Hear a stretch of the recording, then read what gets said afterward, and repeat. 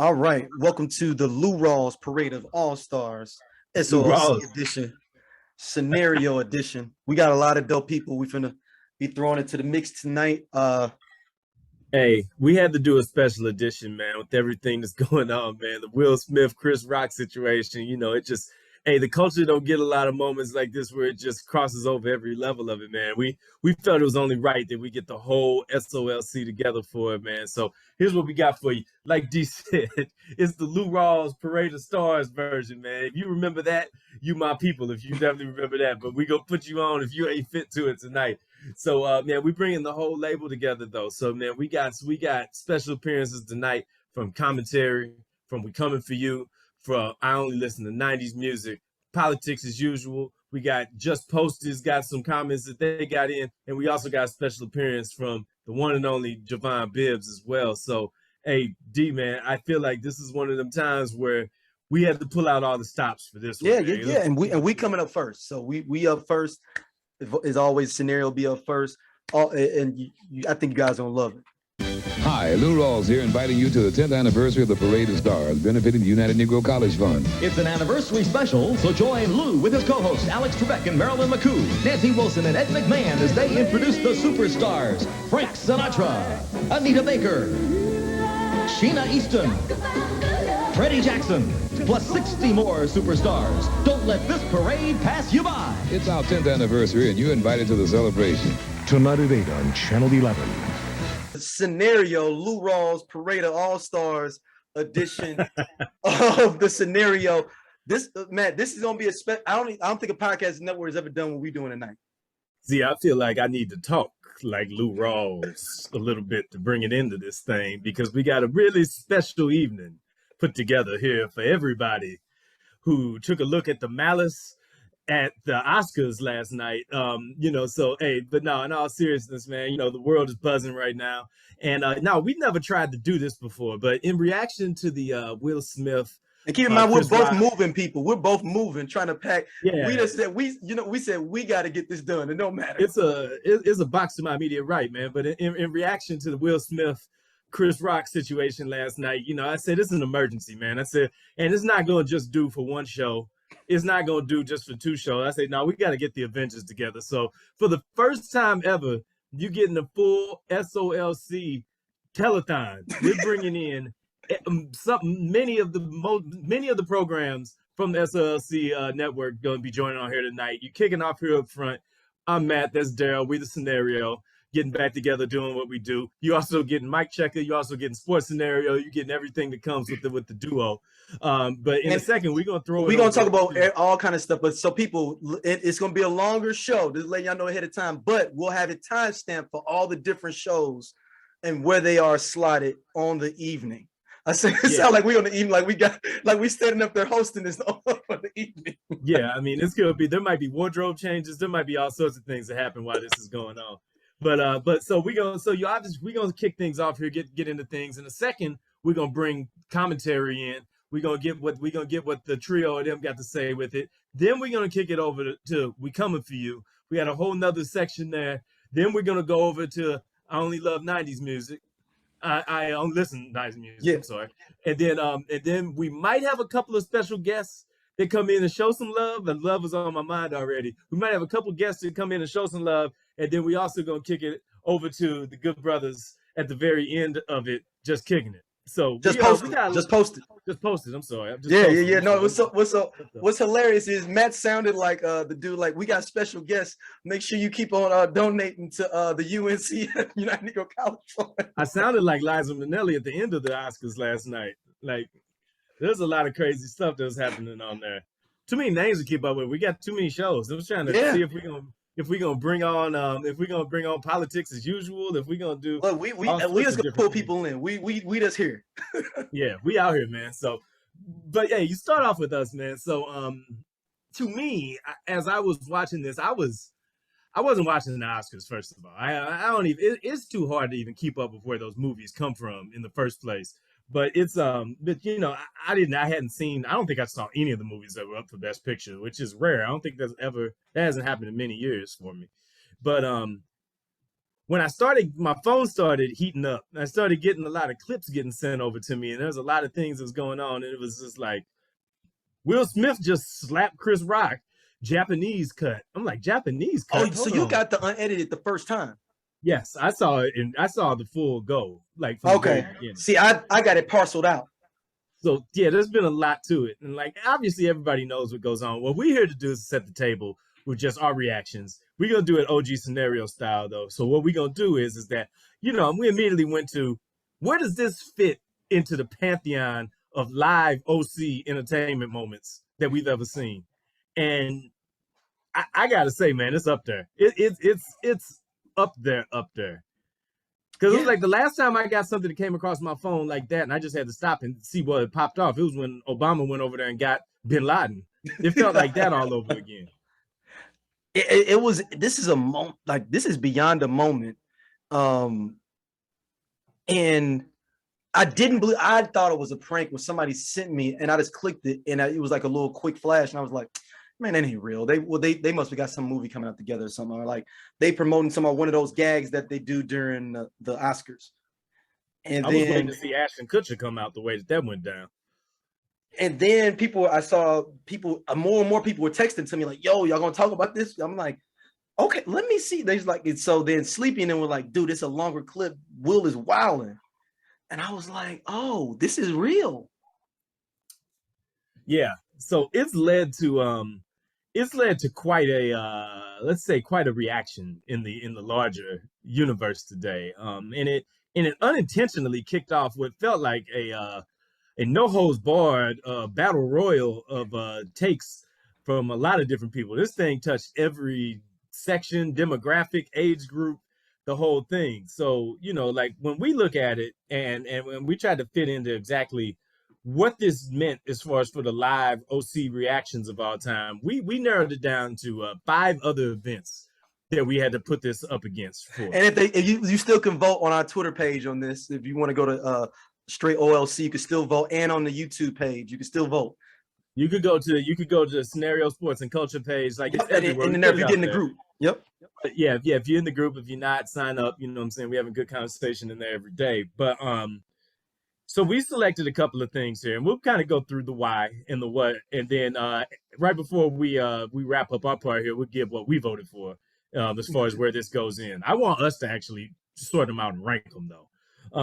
So the finalists, you know, they gave out Best Picture last night. We giving out most OC live moment of all time on TV. Now, granted, we're not counting like political disasters and like, you know, the Challenger explosion and stuff like that. That's too real right there. But things where maybe there was some you know, there was some seriousness to it, but at the end of the day, it kind of came and went. So the moments that we put forward, and this is one you led off with, we're gonna go the furthest back and work our way forward. The 95 Source Awards. Yes. I mean, the 95 Source Awards had all the potential to be what this Oscars we didn't know it was going to be. Mm-hmm. Snoop Dogg gets on stage because the crowd is booing them. Y'all don't have no love for Snoop Dogg and Dr. Dre. Also, you have Suge Knight saying, if you don't want nobody dancing all up in your videos, all up in your situation, come to Death Row. You also have DJ Quick doing his song Dollars Don't Make Sense right in front of MCA, and does the line and looks at him and grabs his penis and says, you left the G out because the G ain't in you. And looks right at him. The disrespect from the 95 Source Awards still is a highlight. That's really then you got Outkast getting booed and them saying the South got something to say. And they was right. Yeah. We just didn't know. Right. The South's still saying it a lot of years later. So so that's one of the moments that we put out there. The next one more moment in there too. Wu-Tang Clan almost got into a fight during that night that people don't know about unless you like research to find out in the background. And the Wu-Tang Clan runs 40 deep. Yeah, Onyx said they were scared. Sticky and Fragile said they were scared. They were like, yeah, we want to back on out. It's like, man, we backed on out. We didn't go back in. easily one of the most OC moments of all time. The next one is Kanye West and Taylor Swift at the VMAs when Kanye did one of his early forays into OC-ness. And that was, we just didn't know what we was getting into before that. Like we didn't know as he jumped on stage, took the mic from Taylor Swift, said Beyonce's video was better while she was accepting an award for the best video of the year or something like that. And that's how he felt. And I rewatched that earlier today with the cast of Twilight was in the background. So that's like a whole. That was like that's really who was in the background was cast of Twilight. Yeah, it was a real whole weird clip to look at now. Like I think you got Batman back there. Like it's all sorts of stuff going on. But all right. So the next one we got is the OJ chase during the NBA Finals. I guess that technically should have went before the '95 Source Awards. But the OJ chase. '95 was a crazy year, huh? Yeah, that was spring '95, huh? Wasn't it? Was that '94 or '95? The OJ chase is it was the Knicks and the Rockets. So that's what, 94 then? Yeah, I think so. Yeah, because they played the Magic next year. Yes, because 95 they played the Magic. Yeah. Because 96 is the OJ trial. Because 96 is the OJ trial. 95, 96 the OJ trial. At any rate, I remember that. And it's still crazy as hell to watch that footage with AC Collins heading down that highway. And then Hakeem and Patrick Ewing playing on the other side of the screen. Like that. To this day, that's still one of the craziest things. And then them replacing the OJ trial, like, get it, we just go in there full cover. We want to give you full screen. We don't even care about Patrick Ewing and Olajuwon. I'm still amazed by that chase because, like, they didn't shoot them tires out of nothing. Like, that really lets you know that OJ was operating in a time where they still was feeling a little bit of heat from the Rodney King situation, so they didn't want to put that on Juice. And how much they still really liked the Juice. Oh, that was definitely because the Juice was deep in the community. Any other brother? What other running back could that have been? If that was Franco Harris? Franco Harris getting them tires shot out. No, Franco Harris is dead. We'd be like, man, Franco Harris was a dope running back, man, until that Bronco chase. I think the only other brother alive that played football at that time that could have lived was Walter Payton. Walter Payton would have made it. Sweetness, yeah, because did we know that Sweetness had cancer at that point? I don't know. He might have been gone by then. I don't know. But also knowing what we know now, Herschel Walker would have made it as well. But that's a topic for a different time right there. All right, the next moment that we put up is the Tyson Holyfield ear bite situation, that's one of the biggest, craziest moments. That was the moment when Mike Tyson became Mike Tyson version 3. He was already infamous. I don't know what a word above infamous is. Like, is there that's when the Tyson Zone was created at that point. The Tyson Zone is just above infamy. So like you got notoriety, you got notorious. You got famous, notoriety, notorious, infamy, the Tyson Zone. The Tyson Zone is the peak level of OC that very few people have reached. And is that when Tyson started? Did Tyson start becoming like reinventing himself? Was after that, or the second time he reinvented himself? Because remember the nation of Islam and all of that was before then. Because he said he was gonna eat somebody's babies, right? Yeah, like on the low, Mike Tyson has had more identities than like the Undertaker. Like it's the same guy, but he's just like a different dude all the way through. We're gonna ask Ray Rodney about that. That's a good one.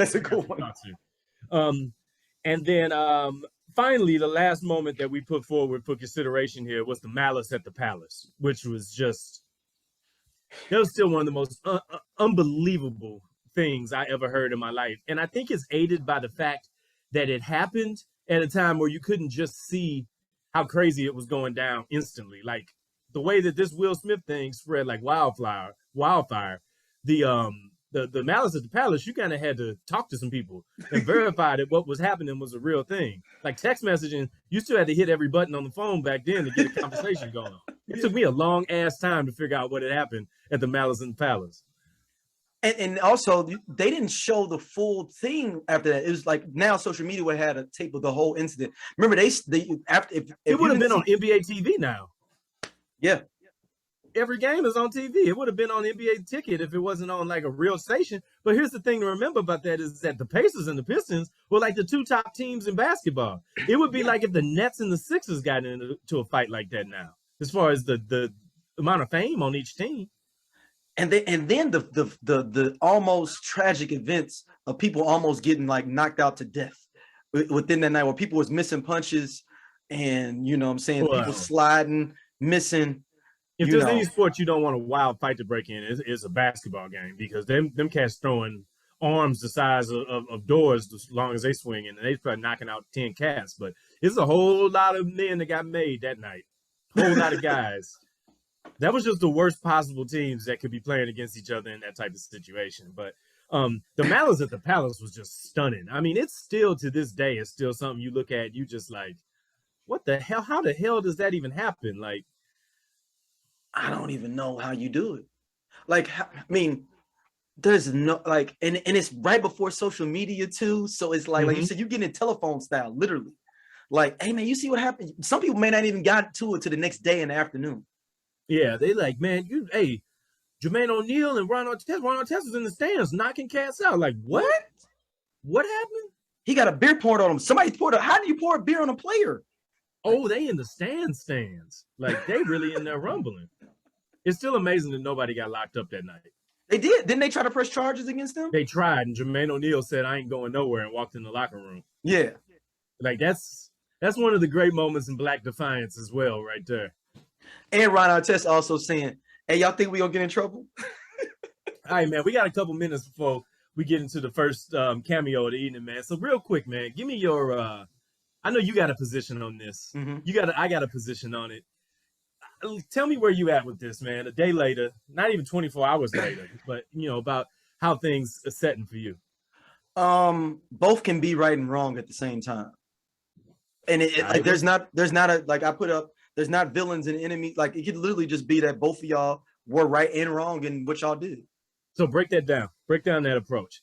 So I get what Will did defending his lady, and I get the right for Chris Rock to say those jokes, but also get Will being totally out of bounds and embarrassing himself by going up there, and also Chris Rock taking it too far with the jokes potential. Those all can be live in the same space. Now, I do think that Will Smith has more culpability, but also he got to go home with that woman. So that's the whole key of it all. So that's what I said. I can get it from everybody's stance of it. People also looking at why Chris Rock didn't chase him down and make it a full-on, Boondocks nigga moment. Like, no, he did. Hey, this is one of those moments where we need Boondocks, though. Oh my God. And they decided not to bring it back on HBO Max. I know. I'm like, this is one of those moments where the Boondocks would have served the culture like nothing else. Like that's the perfect medium for this. Because what's gonna happen is Saturday Night Live will get it, it'll be mid.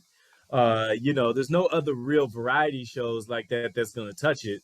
They'll talk about it, Trevor Noah and stuff like that. They'll get into it, but it's wild. Now, here's my thing. I'll give my take. I got a lot to say about the different positions. I think that we'll get into that as we have conversations with folks. But the thing for me that I loved is the picture of all the reactions in the crowd while it's happening. So somebody broke down and had like 24 different reactions on a grid of like all these different celebrities that was looking at it like, hold up.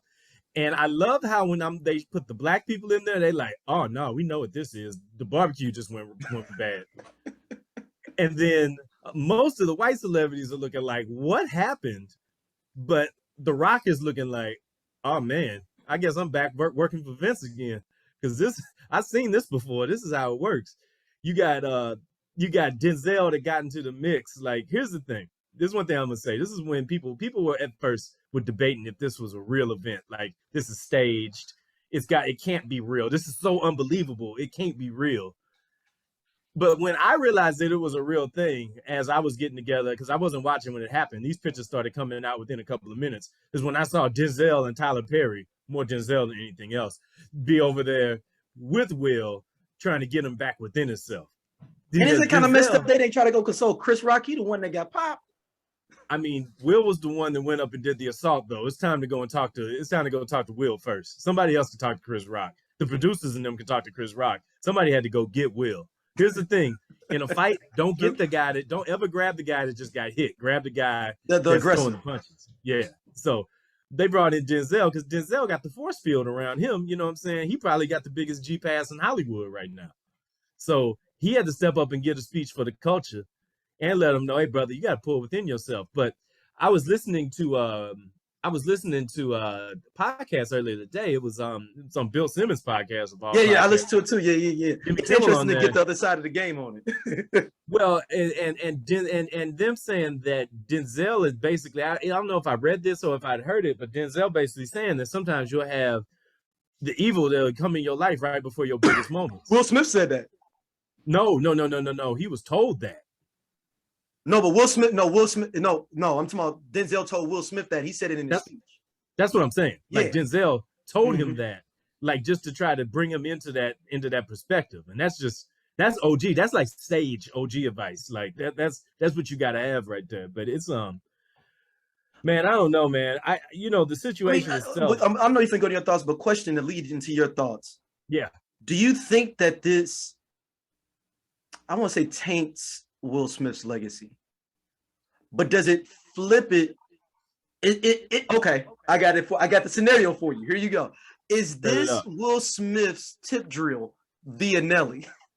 Does that make sense? Where I'm going with that? Remember, Nelly had lost the hood for a minute. Tip drill turned it all the way back around, but he lost the mainstream.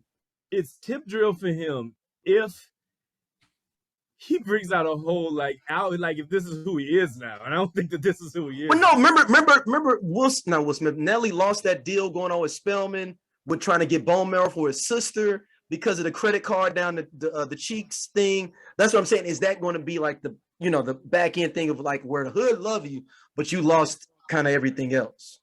Yeah, it's Will Smith's Teflon, but I'm just bringing that up as a scenario. Yeah, so I think that. Nah, man, I think it's going to be a quick pivot because it's such a wild situation. Like Will knew so quickly that it was the wrong thing to do that it's not going to marinate any longer than that. So I mean, I think that it's going to be a complete. I don't think we got anything to compare this to. So it's because the hood is loving Will Smith right now. Are they? Yeah, I feel like there's some love, but then there's also some there's a lot of conflict about this. Let me put a pin in that, because speaking of conflict, let's bring commentary in, man, because that's literally audio conflict defined right there. So hey, let's take a break real quick. Bring on commentary, and then we'll keep on chopping it up from here. All right. Hello, I'm Lou Rawls. And I'm Marilyn McCoo, inviting you to join us for the Lou Rawls Parade of Stars telethon, benefiting the United Negro College Fund. Now, with Ed McMahon's help, we'll be bringing you over 100 stars, including Diane Carroll, Dick Clark, Bill Cosby, Sammy Davis Jr., Robert Guillaume, Benson, Great. Yeah, Donna Summer, Sarah Vaughan, and Billy D. Williams. So get into the holiday spirit on Saturday, December 29th. We'll see you right here. Man, so we back for our next segment on the Lou Rawls Parade of Stars. The SOLC Network. Parade of Stars, Yes. brought to you by Lou Rawls. Brought to you by Lou Rawls and UNCF, United Negro College Fund. Please donate to our black colleges and universities. Hey, I'm excited about this. So let's get this thing kicked off, man. We got none less than the commentary is joining us here. The most notorious show on the network that gets the most comments. I like to make it hard for people to follow up. So what's up, y'all, man? I just need to. I'm just gonna get out the way. Me and these white people behind me are just gonna sit back here. We're gonna just wait and see how things go. Listen. I don't even know where we supposed to start, except for the fact that, like, I'ma just say it. Will Smith was protecting his black woman. That's it. That's all. That's where we're gonna start. And I'ma just leave it there for a second. Shout out, what you got for me, Doug? Okay. Oh, hold on. I don't want y'all agreeing. No, actually, I do want y'all to agree because I know that ain't gonna last for too long. So go ahead, AI. What you got? AI. What you got? I agree that he was definitely protecting his black woman. I'll keep my however for now. you using your however like a draw too. I hear you. I see you. Yeah. All right, Shad. However, that's why I started. Nah, but on a serious tip, man, shout out to Daryl I don't know if you saw my shout out to you on my Facebook. Yeah. Appreciate it, man. Yeah, because you inspired my post, and I was trying to get on Harlem B with it. But seriously, I just felt, and this is where I'll start, that I do agree. At the end of the day, you're not gonna let somebody just talk reckless about your wife, your significant other, so on and so forth. In Will's case, I feel now all of this is alleged. I'm a Monday morning quarterback. I was not in this man's seat and all of that, but it just seemed like it's that moment where a nigga get fed up. You know what I'm saying? And regardless if he didn't say something to the brother who was, hitting it long dick style and all that other stuff, it was just like Chris was just in the wrong place at the right time for the right incident. But there are some howevers. So Shy, let me throw I'm gonna throw a reverse in there real quick. Please keep do. the however and the draw No, too. Here's the thing for me. You hit the point that I've been thinking about the entire time. We spent a good piece of Q2 of the pandemic going in on Will about his reaction to the August Alsina situation, had my man out here as a meme, like really had him in the streets getting drugged. Like eventually all of them deposits that you make gonna pay out. And I think we just saw Will hit the lotto last night. Like that was just it. It just went one step too far. And it's like, what you expect? You just think you can just push people forever and then that's gonna be who you are. And for me, I saw a lot of people say that they felt like that was about his ego or it was about something else. It wasn't about Jada. Here's the thing, being married, being in a relationship, whatever it is, you always gonna have some ego close to that, no matter what. Right. And it's gonna be, and your ego gonna get intertwined with hers. And so maybe he laughed at that joke for a second, but here's the thing. I don't know about anybody on here, but I can probably say all the four of the rest of y'all that heard something before in your life, and it might have took a little second for you to realize, hold up, he got me messed up. And then you look over at your woman and you realize it really got her messed up. It's gonna put you in a different spot. Well, I tell you this much, man. I know Jada wasn't from St. Louis because St. Louis women, they would have been out the church before Will even start laughing. Yeah, he'd been doing that waist tackle. Yeah, a St. Louis sister would have been on his ass quick. So Harlem, speaking of which, let's say that you're in that seat and you got that reaction. What's the situation looking like? Well, first of all, I feel like there's a time and place for everything, right? So his bitch ass wouldn't have got that joke off on me because I say that because number one, he wasn't even supposed to make that joke. Sir, that was not written into your script. So that's number one, how you got me fucked up. Number two, just in 2018, you tried to roast me and I wasn't even in the building. So that's number two, how you continue to try to like get shit off. I'm gonna let you get that off and I'm gonna fuck you up behind stage because you're not gonna have me out here embarrassing myself. Period. You're not gonna have me out here looking crazy, embarrassing myself. But I do feel like Jada should have kind of nudged, kind of should have nudged Will, like, hold on, sit your ass down. But maybe she didn't know that he was about to smack the shit out of Chris Rock because he definitely rocked his shit. So you saying don't fuck up the bag? Don't fuck up the bag. Don't embarrass yourself because Will That's fucking up the bag. It is, but it's really not because I said this yesterday. These are wealthy people problems. Okay, this ain't even in none of our tax brackets. Okay, we in they business, in the business that don't pay us. But since we're here, I don't feel like it's gonna fuck up Will's bag. They not gonna take his Oscar away from him. I definitely just feel like it's a teachable moment, but it also lets us, we forget that these people are not superhuman. We can't negate the fact that they have human imperfections just because they're famous and wealthy and well known. But Jada definitely should have kind of pulled that nigga coattails, like, nigga, sit your ass down. Because it is comparing apples and oranges. He didn't have that same energy for August Alsina. And we also know because he mentioned it, he definitely didn't have that same energy for Pop. So why you got this energy for Chris Rock? So let Right. me But ask let me ask a question about that. Anybody can grab it. So yeah, we definitely know that we saw that in the past. This wasn't the will we got. This wasn't all the things that happened. But for me, again, I'm gonna go back to the thing.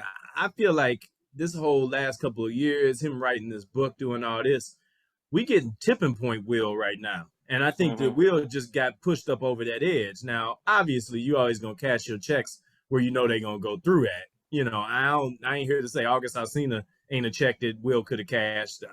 Pac probably wasn't. He was a different man when Pac was alive 25 years ago. But I think that, again, I think it's cumulative effect, man. Like, Will just got to the point where it's like enough is enough.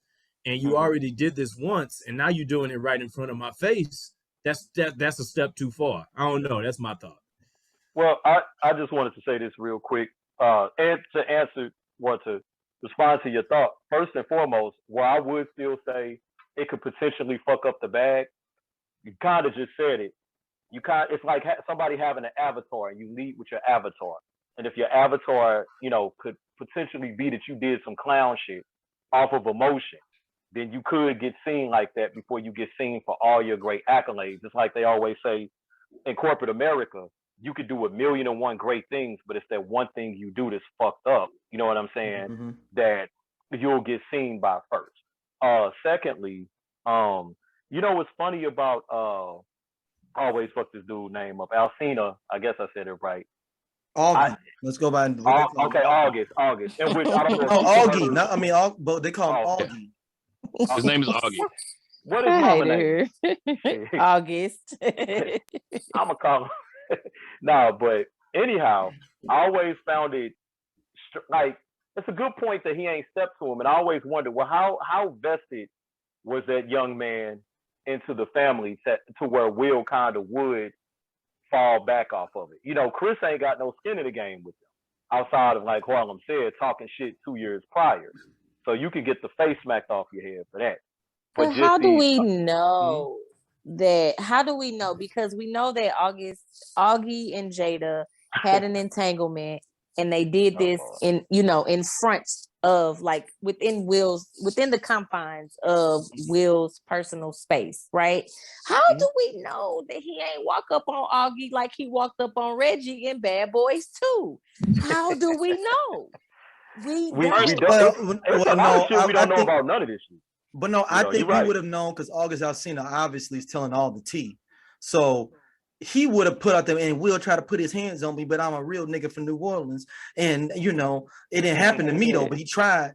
He would have put something out there if he did try, because he's already like putting it out there that, like, he's already telling the secret that they used to mess around. Like, that's already shows you what he was on. This is true, but I think yes, we have watched Will become very unhinged over the last year or so, right? We've watched him, get the tripping and shit, and I think what we saw last night was just a nigga that was tired of being the butt of everybody's jokes. But not only that, he was also tired of watching his black wife be the butt of people's jokes when she's dealing with something that she literally cannot control. And when we think about it, Jada has always been highly regarded for her beauty, right? For all of her hair and all of this shit. Like, we think Jada is just beautiful. So you got this nigga here who looks funny, making jokes about her in a room full of white people who really don't like black women, laughing at her and not with her. It wouldn't have been funny if it was, a cancer joke. You know what I'm saying? Like, if she had cancer, the shit wouldn't have been funny. So why is it funny? Because it's alopecia? Like, the shit really wasn't funny. Well, I'm going to ask this question of everybody. If this was Ricky Gervais, would this have been the same? Would this have got the same reaction? And Ricky Gervais goes hard at the Oscars. No. That's the answer. No. I mean, the truth of the matter, I didn't even know she had alopecia. I mean, I didn't know that either. People saying it's public. Oh, she's been very open about it. Like, you got to think about it. People like, well, Chris is in Hollywood. Bruh, he may not have time to sit on TMZ and Shade Room like you. Like, I didn't know that she had alopecia. I'm going to be honest with you. Like, y'all live under a rock? Y'all thought she was just bald head by choice? I mean, she might yeah. Black Panther or something, you know, like I didn't know. I'm being real. That wasn't no digging. Come on now, y'all. Now, one thing that y'all know is how Black women are about their hair. And that's why I'm not buying this whole Chris Rock didn't know shit. He did a fucking documentary about Black women and their hair. Right, but that don't mean he has to know that. I mean, I can't say he did or didn't. I know I did. You know what I'm saying? And then you do have sisters who do shave their hair just to grow it back and stuff like that. So it's not always alopecia. You know what I'm saying? I didn't know. And I definitely didn't know. Oh, go ahead, my bad. No, I'm just saying I definitely didn't know. Mm-hmm. Okay, so did y'all know that he went off script to like literally pick at her? That joke was not written, and ABC confirmed that joke was not. But Harlem, what if Ricky Gervais did that? Ricky Gervais went in on a handicapped dude and said, I would give you a high five, but you can't raise your arms up. Well, one thing that we know is that comedians, Like, I mean, that's a lot of comedians, and I was telling my son this morning, like a lot of comedians back in the day, and I feel like Chris Rock is one of those comedians, right? He's kind of along the lines of Eddie Murphy in his early days, you know, Robin Harris. Like they didn't care what your ailment was or who they talked about. Like they was gunning for you. A lot of that shit that, you know, was able to fly under the radar, and we found that shit to be hysterical back in the day, no longer flies because people are extremely sensitive. I feel like Chris Rock knew what he was doing. He constantly picks at Jada because they went out on a date. The shit was whack. She said something about it. He started to put the commentary about this date in routines in his stand-up, and Will told his ass back then, hey bro, chill, that's my wife, like chill out. I feel like he did it on purpose. He was intentionally picking on her, and he wasn't expecting to get the taste knocked out of his mouth. Yeah, so, I did find it interesting. I will say this about that, where like when Chris finished, saying what he said about Jada, it was kind of like a little jargon about, okay, well that was, what did he say? Like, oh, that was easy, not easy, but that wasn't. So he said that was a good joke. He was like, that was a nice joke. That's what he said. That was a nice. Yeah, it was something along the line. Yeah, and so when he said that, I was like, hold up, you know what I'm saying? Because that does insinuate like I'm airing you out a little bit, but you know, I'm leaning back at the same time. So that threw me for a loop.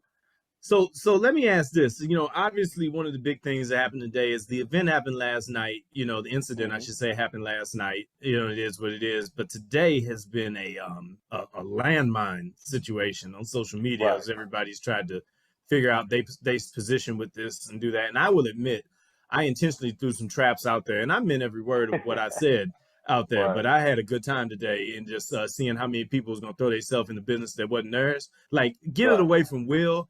And even Chris Rock and Jada in this whole situation. It was one of the mornings where everybody woke up and was an expert on things that wasn't necessarily applicable to their life. You know what I'm saying? So I'm here to always bring things back to where it need to be and to put a little order into things. But you know, I'm gonna ask y'all, and AI, I'm gonna bring this to you first, man, because you are my resident specialist in this area. What's how's the climate been out in the social media world today, as everybody's tried to make their own mark in this moment for themselves? Hey man, I want him to go his however first, then go into that, because he did say however. I want him to do that and then answer your question. I don't want us to miss that, and then he can go into that. I just want to know his however, and then we go into that. Alan just want to argue anyway.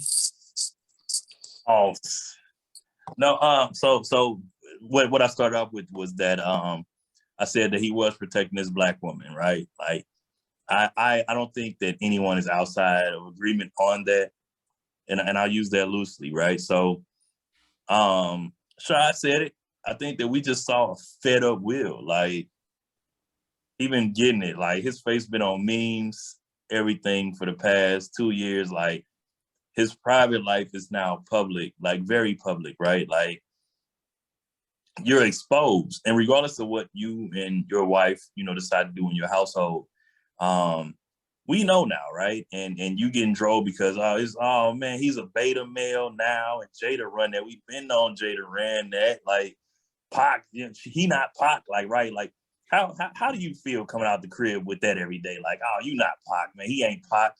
Her real dude she wanted dead. Like, you know, she got to go to heaven to be happy. Like, bro, You gotta go to heaven to be happy.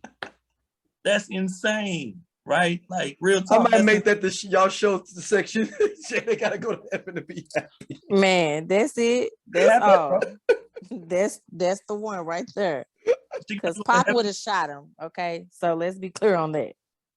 She got to go to heaven to be happy, right? Like they say, oh, she's not satisfied. So cats is really out here. Like we neglecting the fact that, you know, Will Smith, like he's still a West Philly cat, man. Like Will ain't never been like no soft dude. If we being real about it, like if you know the industry, he ain't never been no soft dude. And you know there is a such thing as evolution out here. Like people, they always want to remember the old you. So I think that situation, I don't find it appropriate from any standpoint, right? Like, I don't know. I can only look at it from my eyes. I don't know if Chris knew that she had alopecia. I don't know. I didn't know. And I find out a lot of people didn't know, but other people are like, oh, she's been very public about it. That's cool. You know, some of us go to work and have other things to do, and we don't sit and wait for the next Red Table Talk, just like y'all don't wait for the next episode of commentary or whatever else. Cool. I respect it. Look, I took some shots right there. It's all good. No, hey, I'm gonna say, hey, you made a good point there, though, man. I want to get in on that, man. You got to be careful who you dealing with when you feel like you're dealing with what somebody puts out versus who they really are. And at the end of the day, you know what I'm saying? Yeah, Will Smith is still who he is underneath, getting jiggy with it and summertime and the kids and all of that stuff, man. Like at the end of the day, Will is still that guy, and he proved it. And this is another thing why, you know, you always need to be careful who you talk to and how you talk to them. Yeah, and that's what I think is my takeaway from the whole thing, right? At the end of the day. Yeah, I wholeheartedly agree, man. I had like a list of thoughts, but I'll be on here talking forever for everybody. So look, this the Rawls Parade of Stars, the SOLC edition. Get off what you need, my brother. Okay, so I have a question because 3 of y'all on here have, you know, Black female significant others. Mm-hmm. A nigga steady coming at your girl, disrespectful, y'all in a public place. What is your reaction? All right, I had this argument with Teddy earlier because me and Teddy had a big argument. Teddy has locked in. He's going to be in. He'll be on in this in a little while. I said to him, this is like when Ain't No Playing GA used to come on. That's how old I am. It come on in the spot. And your girl is kind of close to dance for it. She noted that Ain't No One Playing GA is on. What's the possibility to go down? Now, everybody out there bouncing, they're not intentionally trying to maybe bang into your lady, but they're not also trying to look at it and trying to like stop either. So they just bouncing, whoa, and then they bounce and maybe hit her. They still doing their thing. They laughing, boom, and you just go off and just hit them. You ain't even checking like, hey, yo, G, chill. Yo, quit bouncing over here towards my girl. Right. Yeah. I'm about to dispute that. Okay. And I'm gonna do this in the point where Rashad was right there when this happened. What happened, my G? When we were down at one of your joints down there by the Fox and by the Symphony Hall and all of that, and dude was in there. Yeah. He was turning up. It was a whole thing, and it was a whole joint where it was bumping into my now wife, bumping into me. I had white on, dude had a shirt with a drink in and all of that. Almost had the whole thing. We almost had a whole situation because of it. And It's like, and at the end of the day, my default is gonna be that the respect gonna go to her first and foremost. Well, no, but did you just hit him? Did you just hit him, though, Matt? No, I didn't just do that. But you checked him first, right? You checked him first. Nah, but it did get intense. It got intense. That's all we'll say. I don't have gears, so I'm either 5 or I'm at 100. And we got real lucky with this one where I got to like 95, and it was like a good thing. But it's like you're gonna have those situations where those things happen. I mean, hell, I took a swing on a dude down on Bourbon Street for disrespect like that. I don't care. So that's why when everybody's been here talking about how they feel about what Will did, when you in that moment, man, you don't got all this time to do all this Monday morning. I want to put a caveat in for it, man. Matt. If you making 20 mil a year, and like, do you think about something like that? Me? I'm asking Gerald, you a question. Do you think I would react any differently? No, but I still gotta ask the question for the people. I know you. I'm just saying that's just a question. It is what it is. I know you, but I'm just saying for the people. Somebody, yeah, no, I don't. I think the point is made where I think that what Will did, Will just reacted with his natural self, like what AI was talking about with the West Philly cat. Like some things happen, and you just go back to your base version of yourself. Now, to the point that we was making about at Shad's joint, it diffused very quickly, but it picked up very quickly. I think that Will just went that extra 5 miles an hour. Because here's the thing I'm gonna say: Will got halfway up that stage because he had enough time to walk where you can think about where he was headed. Will decided, and Will chose violence in that. So he says it was premeditated at that point, right? At that point, he was committed. He couldn't go up there and walk back. Yeah. And then I would say because Jada probably looked at him and was like, "Nigga." It might have been I don't know if it was a look of pain on her face because we did after we saw her like kind of like, nigga, you not funny. We didn't see her face anymore to even see how she reacted to him smacking Chris Rock or to him telling Chris Rock keep his wife effing name out his mouth. We never saw her reaction to none of that ever again at the end of the night. That's true. Yeah. I would just say, just to piggyback off of what you said, man. My bad, AI. I'll just get this out real quick. Yeah, that event, man. I'm very proud of you, Matt, because that could have went to. We'll just leave that at that. And I'm proud of you. I think I told you that before too. Well, absolutely, we talked, but the point about that is that would have been wild, unnecessary because we ended up chopping it up right after that, and I have no malice at all for my man. But when things happen like that, people just go into who they are on either side of it real quick. And so just to piggyback off of that, just things that have happened in my personal life, it's been levels. You know what I'm saying? So it's like what Daryl said, where it's just like, you know, somebody playing a Pastor Troy song and the sister's like too close to the ruckus. You know what I'm saying? If I can get to my lady, you know what I'm saying, before that happens, I'm pulling her out the way. Yeah. But if she gets hit, then, you know, it's been situations, I'll just say that I pulled the guy to the side and said, "Hey, brother, can I holler at you for a second?" And just, you know, woo-wop, this is who this is to me. I didn't appreciate X, Y, and Z. I've done it. Then I've also, and I ain't no tough guy, none of that shit. But when you protecting what's yours, I've grabbed a nigga by his throat and walked him out of the little bowling alley fucking downtown or whatever. But that was a situation where, you know, the dude was trying to lift up my shorty's shirt to look at her ass. Also, now you talking about sexual assault. That's a little bit different.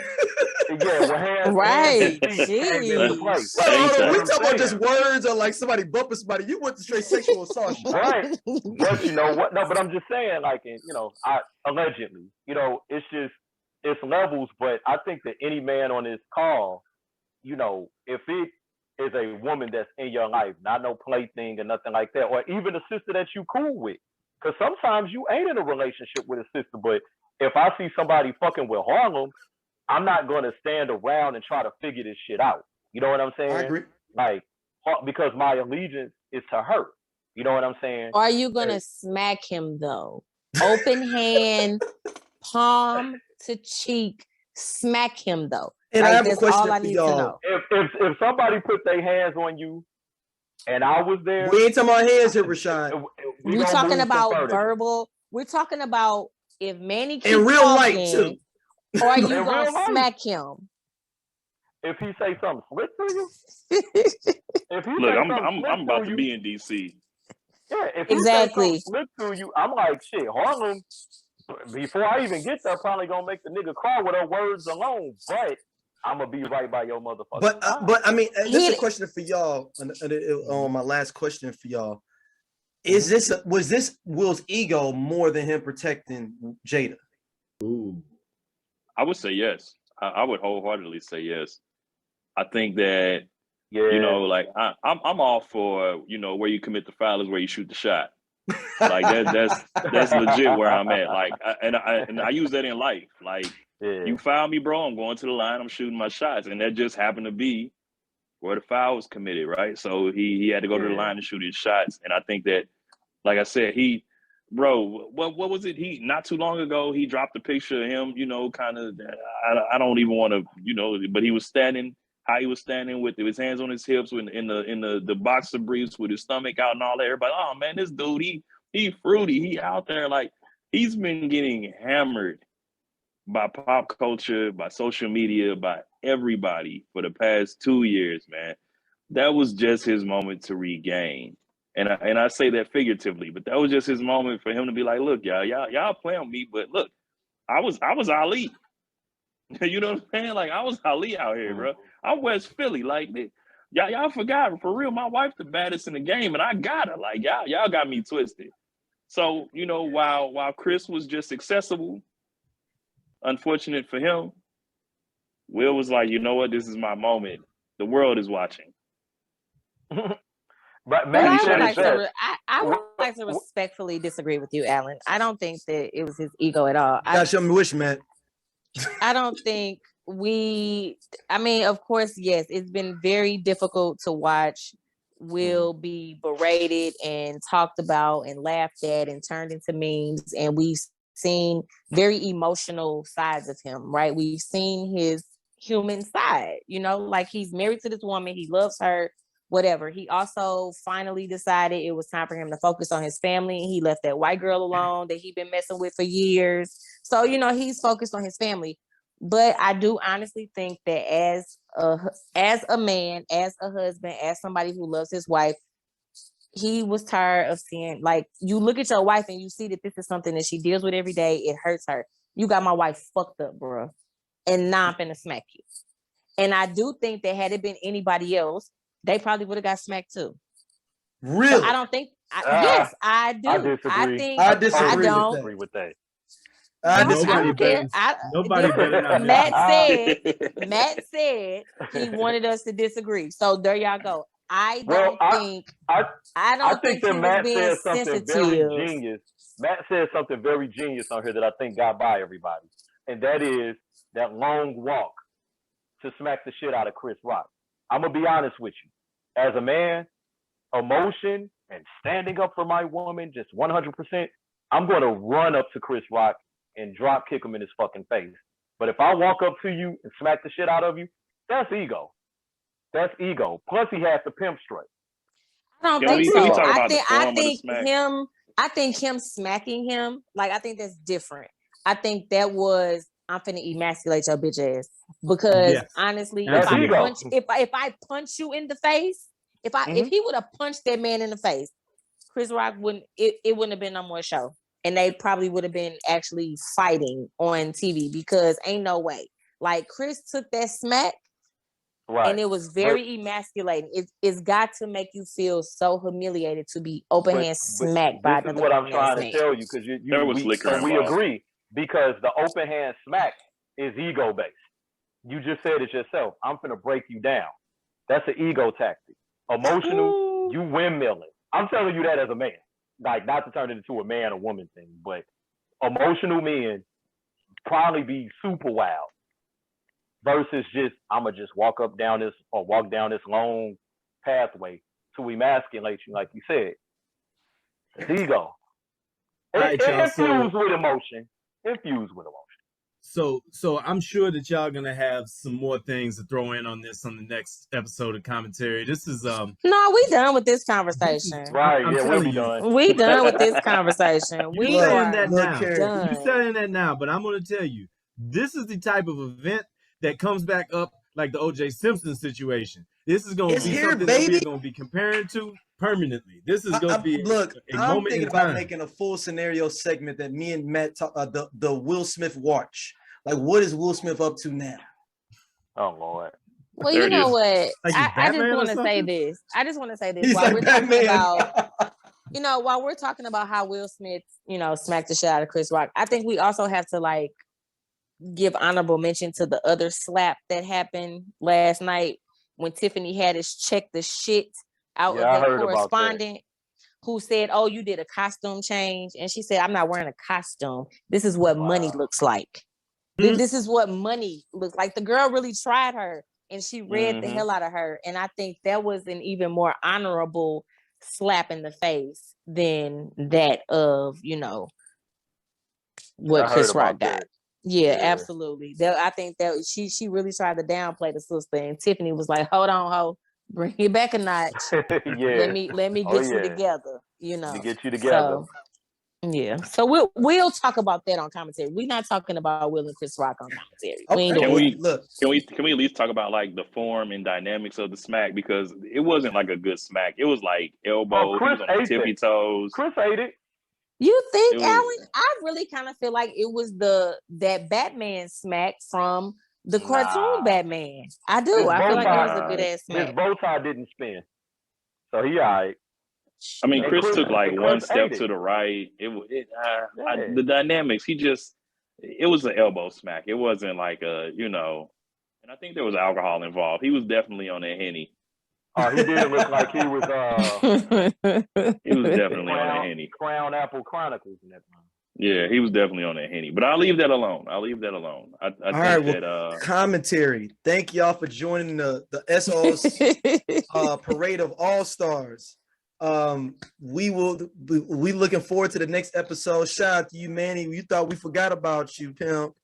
I've been on you. I'm gonna find you, pimp. We already did. Hey, we go. So if a nigga walk up and smack you, Manny, you know why? Yeah. Oh my God.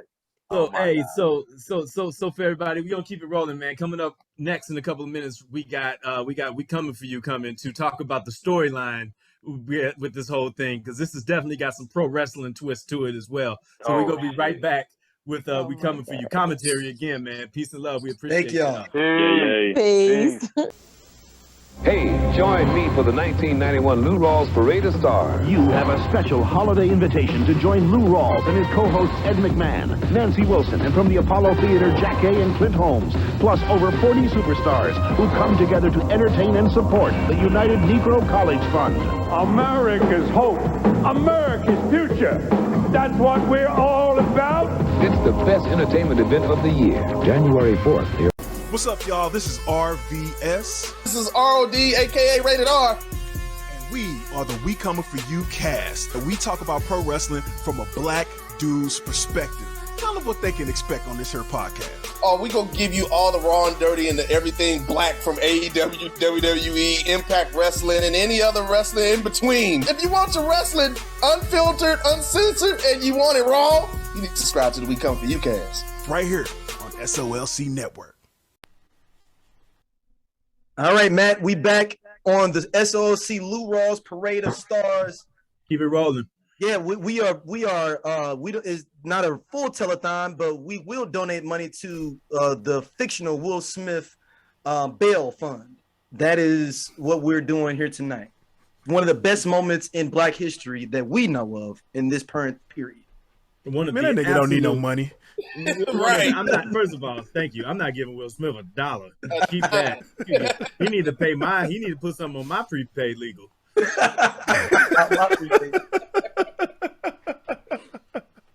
Yo, but man, we keeping it rolling, man. We got RVS.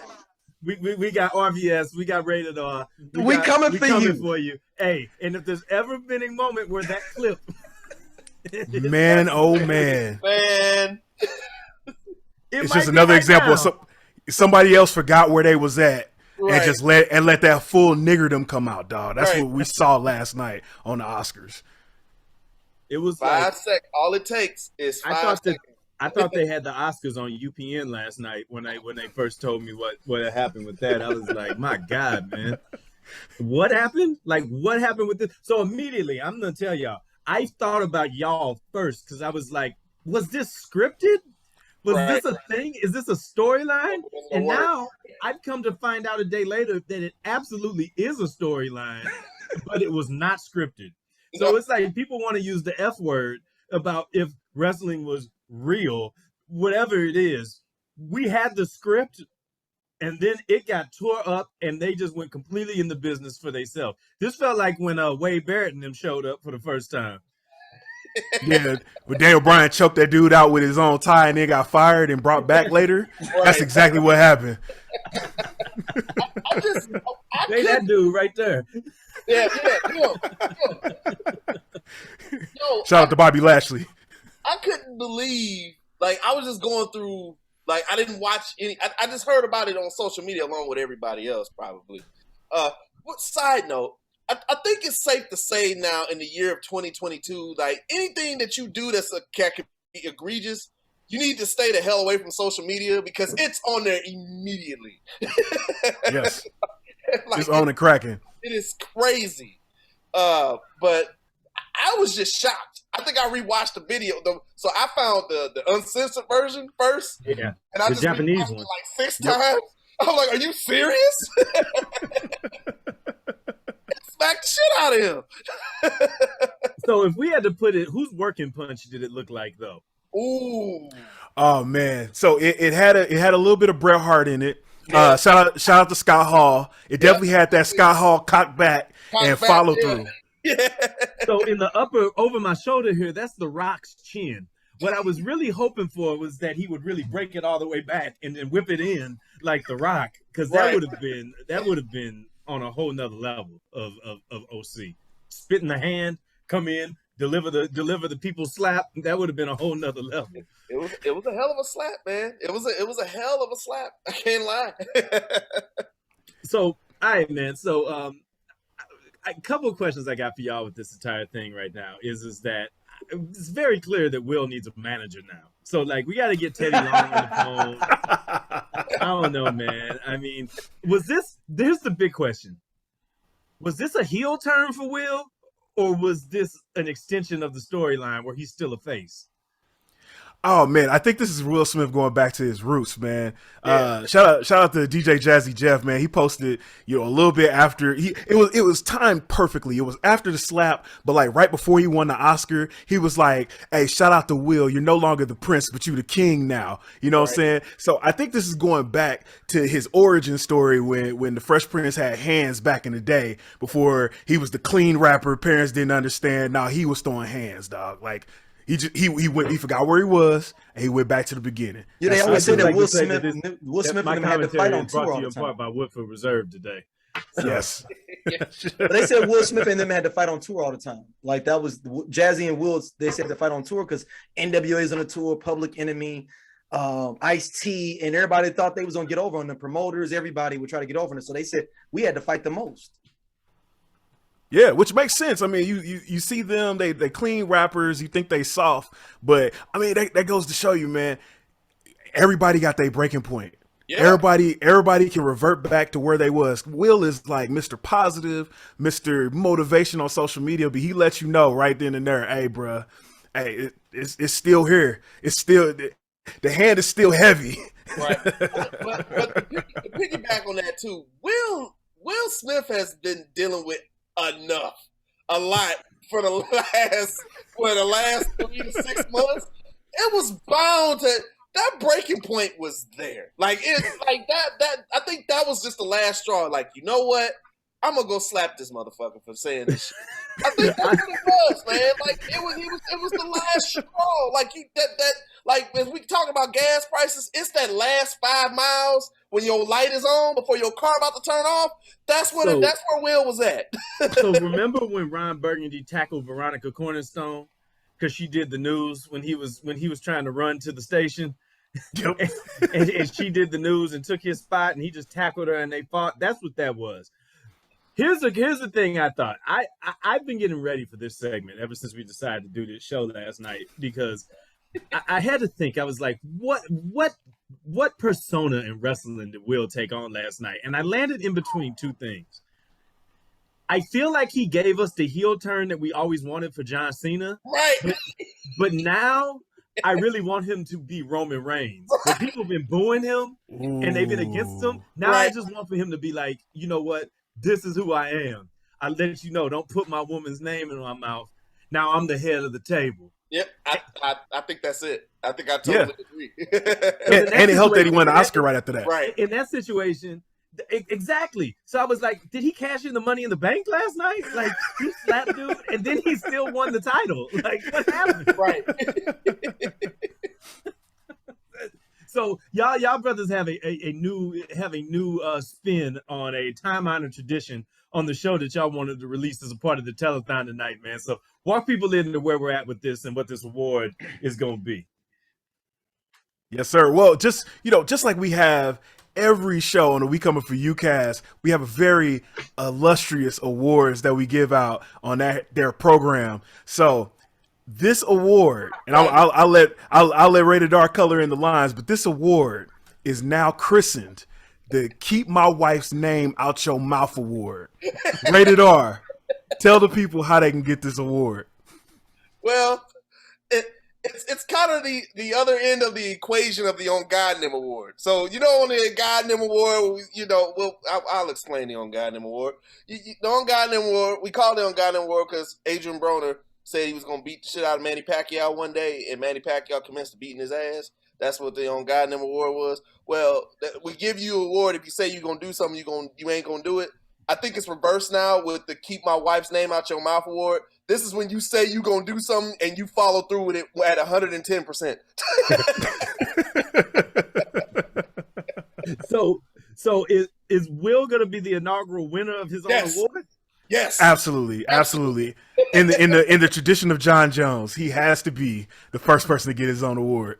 So, like in history, though, like if we were retroactively giving this award out, do we have any other examples of being like this spot paid out as much as this one did?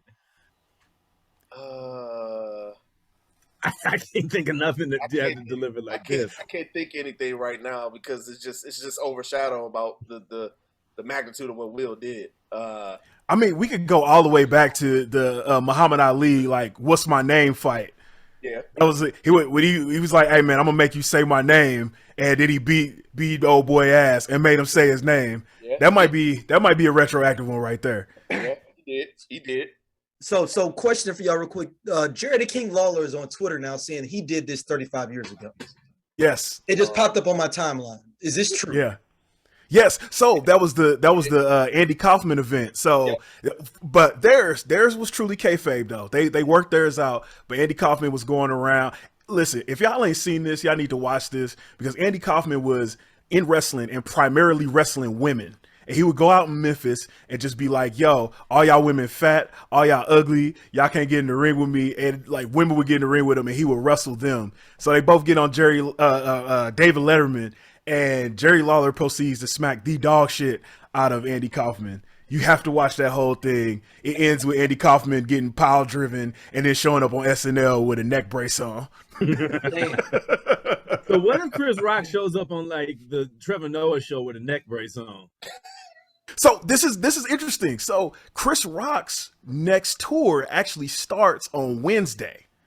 So we're gonna see. I feel like he's gonna be like when DDP used to tape up his whole ribs. He's gonna come out with a big old Band-Aid on his face. Yeah, he coming to St. Louis in May. Yeah. Oh, I'm there. I'm yes. there. Yeah, we might absolutely. You're gonna have to drop like I'm wearing my Fresh Prince 5s too. He gonna have to give at least a hot 10 on what happened that night. What went through his head. Yeah. Wow, this is. Man, what a time to go on tour. I think Will Smith need to go on tour. Yeah, do the whole thing. Do the whole thing. Like, what are you, like, right now, like, this is, I don't know, man. It's definitely is the heel turn we always wanted for John Cena. It's just like if John Cena had been John Cena since, like, 88 or 89, and we just got it now in 2022. But I don't think that Will got that in his spirit to be like Roman Reigns with it, like to just like completely own being at the head of the table. But he got the kids that could be Jimmy and Jay. I could definitely see Jada going Paul Heyman. Hey, you know what though? I don't know, man. I think he does have the because did you see the footage of him at the after party? Like he was completely unbothered. Like he didn't even give a damn. Yeah, he was dancing with the eyes. He was two-stepping. He was just like, "Hey." What happened? So can you imagine how much room Will got though? Like when somebody gets warmed up, like look at these people behind me. They didn't want to hang out with Will Smith. They were scared as hell. Will Smith. Will probably didn't have to wait at the bar. Will probably got to walk through and do everything he wanted to do. Like usually when you win Best Actor, it's a hell of a night. Will Smith is the first cat that won Best Actor. Will is keeping it realer than anybody in history at the exact same time. Absolutely. Man, that was when Keeping It Real goes right. Right. I think this might be the first time we've ever seen Keeping It Real go right. I agree with you. So we gonna ask y'all, man. So we put the poll up earlier today on a couple of the outlets for the network, man, about most OC moments of all time, man. So we've got, again, a reminder to everybody else, depending on when you're seeing this, still vote, still sending your messages. Let every show know what you think. We'll definitely get around to talking about it. But we've got the Malice at the Palace. We've got Kanye rushing the stage on Taylor Swift. We've got the 95 Source Awards. We've got the O.J. Simpson Bronco chase. And then we've got what's the fifth one, D? I'm missing one. The Vander Holyfield Mike Tyson ear bite. So so for y'all, where do you slot this in at on most OC things that happen on live TV for you? This is up there. This is where this is top 3. For sure. I can give you my 1 and 2 right now. I'll let you go first.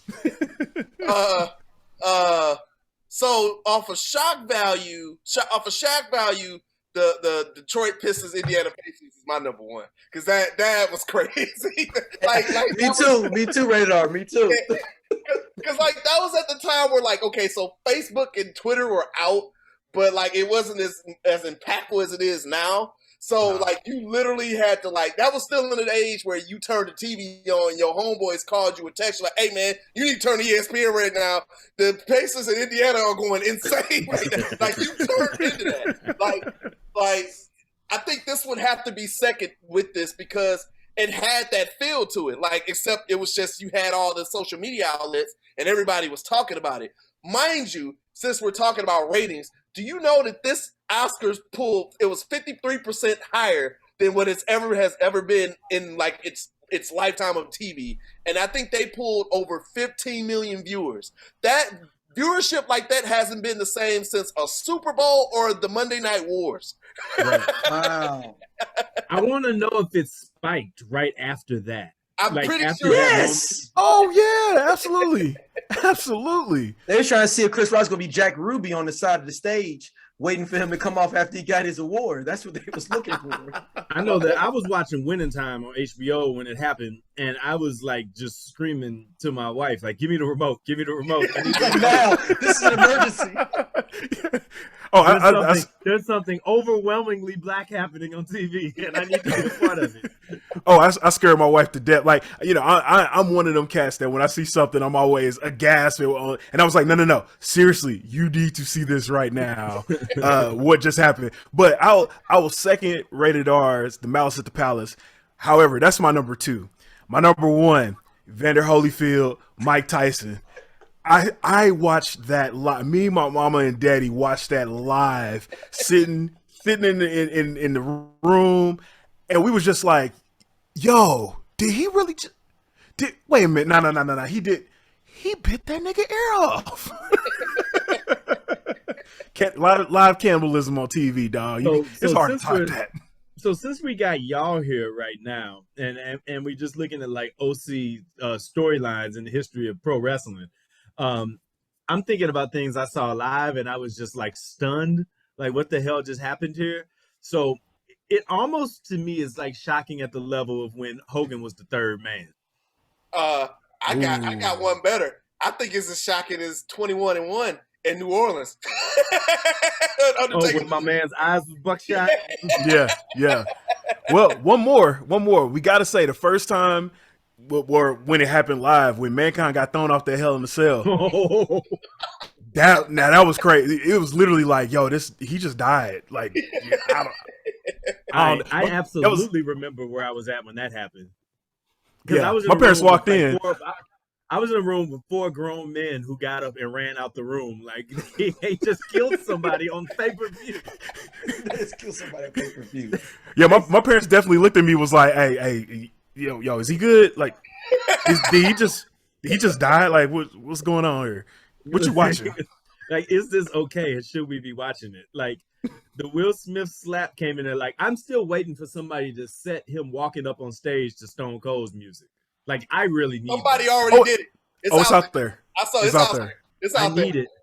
I need it. I absolutely need that in my life, because when he walked up there, we was just talking about this with commentary right before y'all came on. Like, he didn't run up into the ring like he was trying to do a breakup. Like, his music hit and he walked in there. So he had enough time to know what he was going up there to do. Right. Right. He was processing it. He knew what he was about to do. He knew like, what he I hope next year, my biggest hope is that next year at the Academy Awards that Will Smith drives a Zamboni into him and then comes on stage and takes somebody else out. That's all I want at this point. Now here's the question I want to ask all y'all up here. Now we know this person probably wouldn't have done this because he has respect for people, but if he would have, if The Rock was the person who has said this, would have still went up there and did the same thing? I'm curious.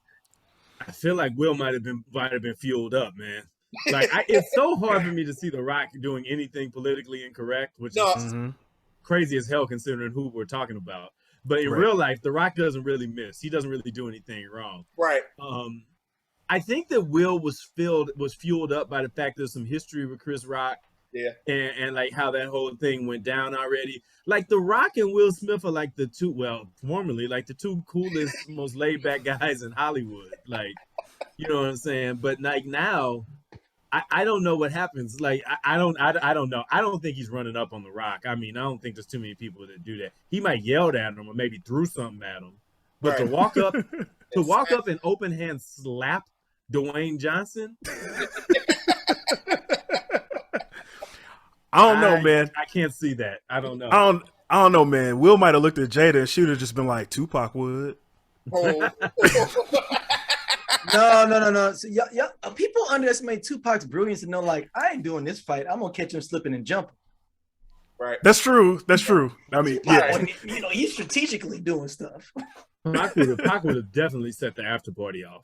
Oh, that's what we would have got. Oh, for sure. For sure. Definitely caught him slipping and let him drink. He'd have been like, oh, man, it's all good, though, G. He'd been in the bathroom. It's all good, G. Man, you need some more Hennessy. Pac was more the cat that they would have stood up and he would have been yelling something off camera and they would have been looking like, what the hell? Like, what's happening? There's a ruckus in the crowd. And then later on, you got some tragedy. Like, that was the type of cat Well, fellas, thank you. Man, give us some parting shots, man, on this. Yeah. Let everybody know where they get y'all up at.